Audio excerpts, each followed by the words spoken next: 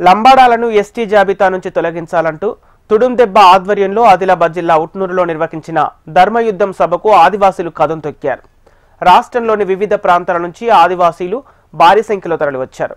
తమకు రావాల్సిన రిజర్వేషన్లను దొడ్డిదారిన లంబాడాలు దోచుకుంటున్నారని ఆదివాసీల నేతలు ఆరోపించారు. లంబాడాలను ఎస్టీ జాబితా నుంచి తొలగించే వరకు పోరాటం ఆగదని స్పష్టం చేశారు. ప్రజా పోరాటాల ద్వారానే ఆదివాసీల సమస్యలు పరిష్కారం అవుతాయని చెప్పారు. చట్టబద్ధత లేని లంబాడీలను ఎస్టీ జాబితా నుంచి తొలగించాలని వక్తలు డిమాండ్ చేశారు.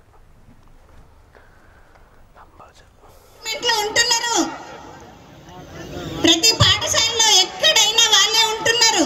మనం ఏం చేస్తున్నాం? మనకు అప్లై చేయడానికి లేవా? మనకు అర్హత లేవా? ఎందుకు వెనుకబడి ఉన్నాం? ఒక్కసారి ఆలోచించండి. మనకు అన్ని అర్హతలు ఉన్నా మనం వెళ్ళలేము. మనం తర్వాత మాట్లాడతాం. లమ్మడోడు వచ్చిండు, మా రిజర్వేషన్ అంతా తీసుకెళ్ళండి అని. మనం మాత్రం వెనకాలే ఉంటాం. ఇక నుంచి అలా ఉంటామా? ఉంటామా చెప్పండి? లేదు లేదు, ప్రతి దాంట్లో మనం ముందడుగు ఉండాలి. ఏ ఆఫీస్కి వెళ్ళినా కూడా అందులో ప్రతి ఒక్క ఆఫీసర్ ఎవరైనా సరే ఒక లంబాడి, ఇద్దరు ముగ్గురు లంబాడీలు ఉంటారు.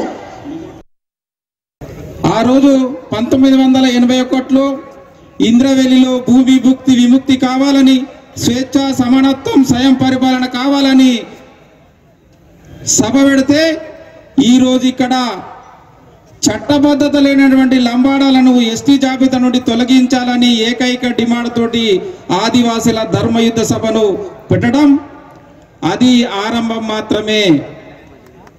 ఇది ఆరంభం మాత్రమే. ఈరోజు ఆరంభమైంది. అది ఏ తరహా పోరాటమైనా కావచ్చు.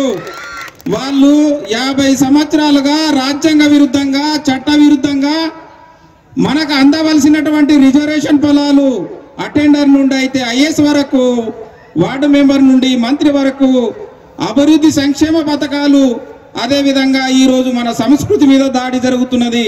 మన భూములు లాక్కుంటున్నారు. మన ఆదివాసీ మహిళలను బలవంతంగా పెళ్లిళ్ళు చేసుకుంటున్నారు. కాబట్టి ఇక నుండి మనం ఊరుకునే ప్రసక్తి లేదు. ఆ రోజు